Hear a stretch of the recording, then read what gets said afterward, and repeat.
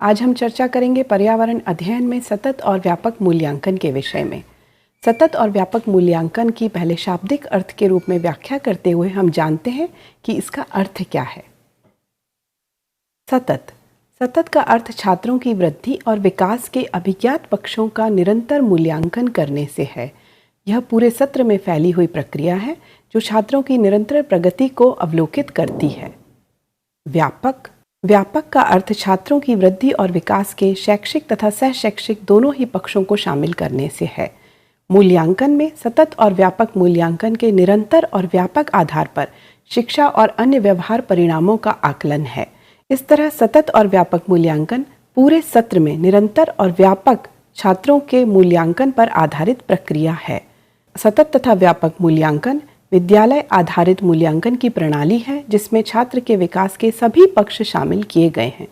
मूल्यांकन के सभी तीनों प्रमुख लक्ष्य संज्ञानात्मक, भावात्मक तथा क्रियात्मक सतत एवं मूल्यांकन के द्वारा प्राप्त किए जाते हैं। सतत एवं व्यापक मूल्यांकन में सततता जहां एक और कक्षा प्रक्रिया के रूप में है, वहीं सावधिक मूल्यांकन के रूप में भी है। व्यापकता उन मुद्दों को प्रमुख रूप से रेखांकित करती है जो बच्चों के विभिन्न कौशल, भावात्मक और क्रियात्मक पक्षों को उजागर कर सकें। इस प्रकार सतत एवं व्यापक मूल्यांकन छात्र के जीवन के हर पहलू को छूता है। सतत और व्यापक मूल्यांकन को 3 श्रेणियों में विभाजित किया जा सकता है। पहला है जीवन कौशल, जिसमें कि छात्र के भावात्मक कौशल, क्रियात्मक कौशल, संज्ञानात्मक कौशल सम्मिलित हैं। दूसरा है अभिवृत्ति और मूल्य, जिसमें छात्र की सभी क्रियाएं तथा मूल्य परक शिक्षा सम्मिलित है। पर्यावरण शिक्षा में प्रमुखतः मूल्यों का योगदान होता है, इसीलिए सतत एवं व्यापक मूल्यांकन पर्यावरण शिक्षा की प्रमुख आवश्यकता भी है। तीसरा है क्रियाएं, जिसमें छात्र की सभी क्रियाएं शैक्षिक तथा सह शैक्षिक शामिल की गई हैं। इसकी पृष्ठभूमि के विषय में चर्चा करते हुए हम जानते हैं कि NCF अर्थात राष्ट्रीय पाठ्यचर्या की रूपरेखा योजना 2005 ने यह अनुशंसा की थी कि हर बच्चा अलग गति से और अलग तरीके से सीखता है और उसे उसी के तरीके से सिखाया जाना चाहिए। इसके अतिरिक्त NCF ऐसी पाठ्यचर्या जिसमें सृजनात्मकता और बालक का पूर्ण विकास निहित हो, अर्थात पाठ्यपुस्तकों से बाहर जाकर ज्ञान को वास्तविक जीवन से जोड़ने की बात भी कहता है। इस प्रकार NCF वर्तमान परीक्षा प्रणाली को अधिक पारदर्शी और विश्वसनीय बनाने के लिए एक उपाय के रूप में सतत एवं व्यापक मूल्यांकन की बात कहता है, जिसमें बच्चे का आकलन लिखित परीक्षा मात्र नहीं होना चाहिए, वरन साल भर विविध तकनीकों के आधार पर आकलन और उसके आधार पर एक विस्तृत रिपोर्ट बनाई जानी चाहिए जो सतत एवं व्यापक मूल्यांकन का उद्देश्य निहित करती है तथा परिलक्षित करती है। भारत के मानव संसाधन विकास मंत्रालय और केंद्रीय माध्यमिक शिक्षा बोर्ड ने विद्यालय शिक्षा क्षेत्र में सुधार हेतु दिनांक 20 सितंबर 2009 को सतत एवं व्यापक मूल्यांकन घोषित किया। यह शिक्षा के अधिकार अधिनियम की भी संपुष्टि करता है। पर्यावरण अध्ययन में इसका लक्ष्य निम्न अधिगम क्षेत्रों में छात्र के विकास का निर्धारण करता है। सबसे प्रमुख है ज्ञान। छात्र के संज्ञानात्मक विकास को सतत एवं व्यापक मूल्यांकन में प्रमुख अंग बनाया गया है। दूसरा है समझ या व्यापकता। छात्र ने विषय को कितना समझा है तथा किस व्यापक रूप में जाना है, यह सतत एवं व्यापक मूल्यांकन की प्रक्रिया का प्रमुख अंग है। तीसरा है लागू करना। छात्र ने प्राप्त किए हुए ज्ञान को किस तरह अपने जीवन में लागू किया है, सतत एवं व्यापक मूल्यांकन इस पर भी दृष्टिपात करता है। विश्लेषण करना।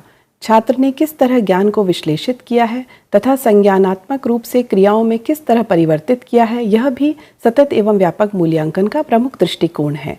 मूल्यांकन करना, जिसमें छात्र के सतत एवं व्यापक मूल्यांकन पर जोर दिया गया है।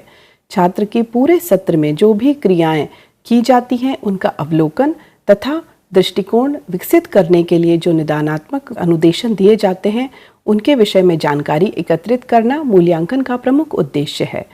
अंत में सृजन करना छात्रों की रचनात्मकता का, सृजनात्मकता का तथा उनकी उपलब्धियों का सृजन करना सतत एवं व्यापक मूल्यांकन का प्रमुख उद्देश्य है। सतत एवं व्यापक मूल्यांकन यह कभी नहीं चाहता कि छात्रों का वर्गीकरण किया जाए या विभेदीकरण किया जाए। छात्रों को वर्गीकरण एवं विभेदीकरण से बचाने के लिए सतत एवं व्यापक मूल्यांकन पूरे सत्र में छात्रों के निदानात्मक परीक्षणों पर बल देता है तथा संरचनात्मक सुधारों पर जोर देता है। इस तरह सतत एवं व्यापक मूल्यांकन छात्रों के संपूर्ण विकास की ओर चलने का मार्गदर्शन प्रदान करता है। अब हम सतत एवं व्यापक मूल्यांकन के उपकरणों की चर्चा करेंगे जिनके द्वारा सतत एवं व्यापक मूल्यांकन परिलक्षित किया जाता है। सबसे प्रथम मनोवैज्ञानिक परीक्षण है। मनोवैज्ञानिक परीक्षणों द्वारा छात्र के विषय में जानकारी प्राप्त करना सतत एवं व्यापक मूल्यांकन का प्रमुख उद्देश्य है। मनोवैज्ञानिक परीक्षणों में कई तरह के परीक्षण शामिल हैं, जिसमें प्रेक्षण, अनुसूची या चेकलिस्ट बनाना या छात्र की मनोवृत्तियों के विषय में जानकारी हासिल करना सम्मिलित किया जाता है। दूसरा है साक्षात्कार, जिसमें छात्र से संबंधित जानकारियों को सामने बैठकर जाना जाता है। लिखित या मौखिक रूप से छात्र के साक्षात्कार द्वारा छात्र से संबंधित सभी जानकारियों को एकत्रित किया जा सकता है, जिससे शिक्षक छात्र की जानकारियों से उपलब्ध आंकड़ों का विश्लेषण कर सकें तथा उसके लिए उपचारात्मक शिक्षण प्रदान किया जा सके। तीसरा है व्यक्ति अध्ययन। यह सतत एवं व्यापक मूल्यांकन के लक्ष्य को परिणित करता है, जिसमें छात्रों के बारे में जानकारी प्राप्त करना शिक्षक का प्रमुख उद्देश्य होता है। व्यक्ति अध्ययन द्वारा शिक्षक छात्र के संपूर्ण जीवन को देखते हैं तथा उसके आसपास के वातावरण को समझने का प्रयास करते हैं, जिससे छात्र का नैदानिक परीक्षण एवं रचनात्मक मूल्यांकन किया जा सके। चौथा है प्रेक्षण। प्रेक्षण की तकनीकों द्वारा मनोवैज्ञानिक पद्धतियों का उपयोग करते हुए छात्र के बारे में जानकारी एकत्र की जाती है। आत्म प्रतिवेदन, जिसमें छात्र अपने अनुसार लिखने का और अपने बारे में बताने का अवसर प्राप्त करता है। संचित अभिलेख पत्र, जो छात्र के बारे में जानकारियों को एकत्र करने का एक अन्य माध्यम होते हैं। घटनावृत्त, जो छात्र के पूरे सत्र में हो रही घटनाओं को वर्णित करता है। निर्धारण मापनी, जो छात्र के उपेक्षित परिणामों की उपलब्धि को निर्धारित करता है तथा सामने रखता है। पालक तथा शिक्षक को यह बताता है कि छात्र ने किस स्तर तक उपलब्धियों को प्राप्त किया है तथा क्या प्राप्त करना बाकी रह गया है। अंत में है पोर्टफोलियो, जिसके द्वारा छात्र के संचित अभिलेखों को रखा जाता है। पोर्टफोलियो छात्र की पूरी प्रगति का विवरण पूरे सत्र में शिक्षक एवं पालकों को प्रदान करता है। मनोवैज्ञानिक परीक्षण के बारे में चर्चा करते हुए हम यह जानते हैं, यह व्यक्ति की मानसिक तथा व्यवहारात्मक विशेषताओं का वस्तुनिष्ठ तथा मानकीकृत मापक होता है।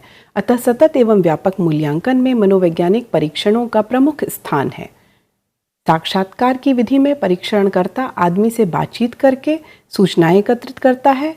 जैसे विक्रेता घर घर जाकर किसी विशिष्ट उत्पाद की उपयोगिता के संबंध में सर्वेक्षण करता है, उसी तरह छात्रों का सर्वेक्षण साक्षात्कार द्वारा किया जाता है, जिससे छात्रों के निदानात्मक अनुदेशन प्रदान किया जा सके। व्यक्ति अध्ययन, इस विधि में किसी आदमी के मनोवैज्ञानिक गुणों तथा मनोसामाजिक और भौतिक पर्यावरण के संदर्भ में उसके मनोवैज्ञानिक इतिहास आदि का गहनता से अध्ययन किया जाता है। प्रेक्षण, इसमें व्यक्ति की स्वाभाविक दशा, उसमें घटित होने वाली ताक्षणिक व्यवहारगत घटनाओं तथा व्यवस्थित, संगठित तथा वस्तुनिष्ठ ढंग से अभिलेखों पर तैयार किया जाता है। आत्म प्रतिवेदन या सेल्फ रिपोर्ट, इस विधि में छात्र स्वयं अपने विश्वासों, मतों आदि के बारे में तथ्यात्मक सूचनाएं प्रदान करता है। छात्र के मन के बारे में जानने का यह सबसे अच्छा माध्यम होता है। संचित अभिलेख पत्र, छात्रों के व्यक्तित्व के विभिन्न पक्षों में आए परिवर्तनों एवं उपलब्धियों को एक प्रपत्र में लिखकर सुरक्षित रखा जाता है, जो बच्चों का शारीरिक, मानसिक, सामाजिक, नैतिक, मनोवैज्ञानिक अभिलेख होता है। घटनावृत्त, स्कूल में घटित होने वाली दैनिक घटनाओं का विवरण भी बालकों के व्यवहार परिवर्तन का मूल्यांकन करने में सहायता करता है, जो सतत एवं व्यापक मूल्यांकन का प्रमुख उद्देश्य है। निर्धारण मापनी, बच्चों की योग्यताओं व उपलब्धि को इस तरह जांचना कि वह किस स्तर की है, इस बात का निर्धारण करने के लिए निर्धारण मापनी का प्रयोग किया जाता है। आगे हम जानेंगे कि किस तरह ग्रेड देना निर्धारण मापनी का एक लक्ष्य होता है।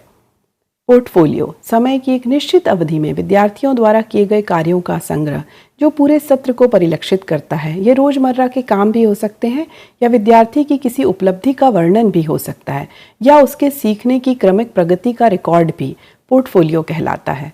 ये सभी चीज़ें सतत एवं व्यापक मूल्यांकन के उपकरण के रूप में प्रयोग की जाती हैं, जो शिक्षक, पालक, सह शिक्षक तथा सहपाठियों की मदद से तैयार किया जाता है।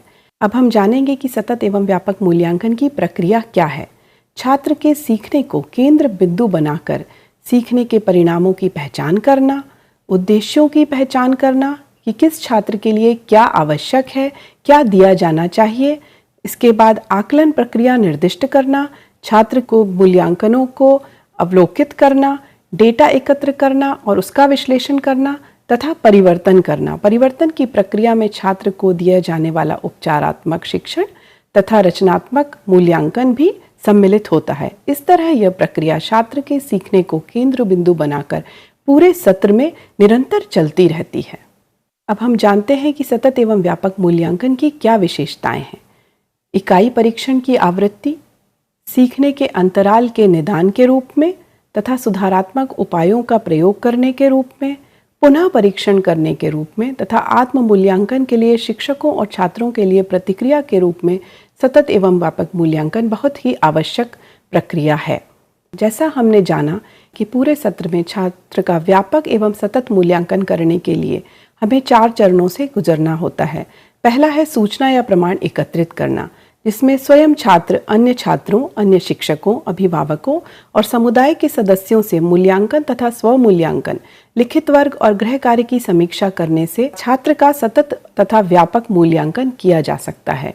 इन सूचनाओं को एकत्रित करने के लिए शिक्षकों को रिकॉर्ड बनाने की आवश्यकता होती है, जिसमें प्रमाणों की व्याख्या की जाती है। दूसरा चरण प्रमाणों की व्याख्या से ही प्रारंभ होता है, जिसमें प्रत्येक छात्र की प्रगति, विचार विश्लेषण, शिक्षण में सुधार करने, छात्रों को फीडबैक या प्रतिपुष्टि देकर नए संसाधनों की खोज तथा शिक्षण बिंदु को दोहराकर अपने निष्कर्षों पर कार्य करने का अवसर प्रदान किया जाता है। इस तरह शिक्षक जान जाता है कि उस छात्र के मूल्यांकन में कहाँ कमी है तथा छात्र को किस तरह के निदानात्मक अनुदेशन की आवश्यकता है। तीसरा चरण अभिलेखन है। पढ़ाते सीखते समय जो हम देखते हैं उसे डायरी, नोटबुक, रजिस्टर में नोट करना, पोर्टफोलियो का हिस्सा बनाना, छात्रों के कार्यों के नमूने जैसे लिखित, कला, शिल्प, परियोजनाएं, कविताएं आदि पोर्टफोलियो में रखना या उनका रिकॉर्ड नियंत्रित करना, सुनियोजित तरीके से संपर्क करना तथा पाठ में शिक्षकों एवं पालकों के समक्ष प्रस्तुत करना अभिलेखन में शामिल होता है। इस तरह प्रत्येक छात्र का प्रोफाइल तैयार करना आखिरी चरण है, जो सतत एवं व्यापक मूल्यांकन को परिपूर्ण करता है।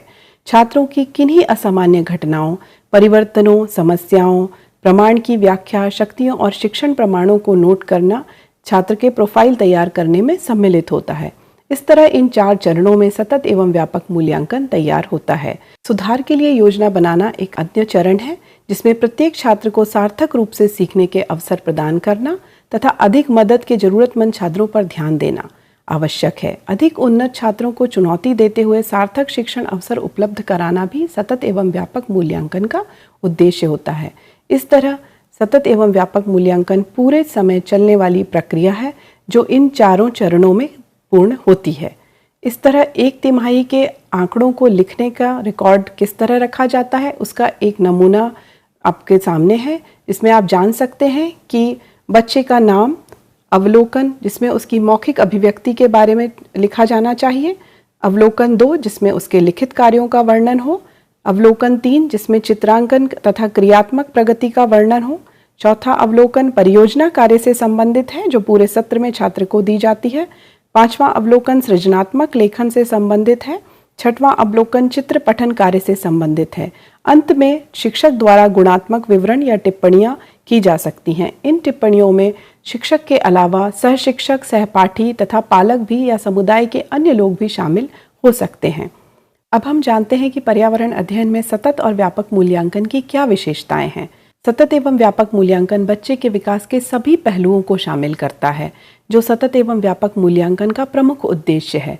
बच्चों की प्रगति को देखकर शिक्षण पद्धति में आवश्यकतानुसार बदलाव किया जा सकता है। यह सतत एवं व्यापक मूल्यांकन की प्रमुख उपलब्धि है तथा सतत एवं व्यापक मूल्यांकन की विशेषता है।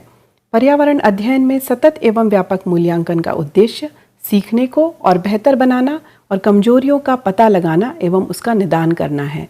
इस तरह पर्यावरण अध्ययन में छात्रों की कमजोरियों को पता लगाकर उनका निदान करके सतत एवं व्यापक मूल्यांकन द्वारा उनका मूल्यांकन किया जाता है। बच्चे की समृद्धि और विकास के शैक्षिक और सहशैक्षिक उद्देश्यों की प्राप्ति इस तरह से संभव है।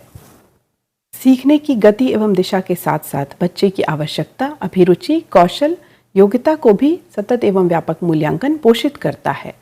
पर्यावरण अध्ययन में सतत एवं व्यापक मूल्यांकन में प्रेरक मूल्य बच्चे को नियमित रूप से और अच्छी तरह से काम करने के लिए प्रेरणा देते हैं। जब बच्चा जानता है कि उसका सभी रिकॉर्ड पोर्टफोलियो में या अभिलेखों में संचित किया जा रहा है, बच्चे को और अच्छा कार्य करने की प्रेरणा मिलती है। नैदानिक मूल्य के रूप में यह छात्र की कठिनाइयों का निदान करने में सक्षम है तथा शिक्षक को भी सक्षम बनाता है। पर्यावरण अध्ययन में सतत एवं व्यापक मूल्यांकन बालक के व्यक्तित्व का चतुर्मुखी विकास करता है, जो सतत एवं व्यापक मूल्यांकन का प्रमुख उद्देश्य भी है। इस प्रकार हमने जाना कि पर्यावरण अध्ययन में सतत और व्यापक मूल्यांकन बच्चे के चहुमुखी विकास के रूप में शिक्षा का प्रयोजन भौतिक, बौद्धिक, मानसिक और आध्यात्मिक स्तरों में प्रत्येक बच्चे की छुपी हुई पर्यावरणीय संभाव्यता का अनुकूलन करना है। आज के पाठ में हम ये जान पाए कि पर्यावरण अध्ययन में सतत एवं व्यापक मूल्यांकन की क्या आवश्यकता है, क्या महत्व है, क्या प्रक्रिया है तथा कितना महत्वपूर्ण है। इस तरह आज हम अपना पाठ समाप्त करते हैं। किसी और कार्यक्रम में आपसे फिर मुलाकात होगी। नमस्कार।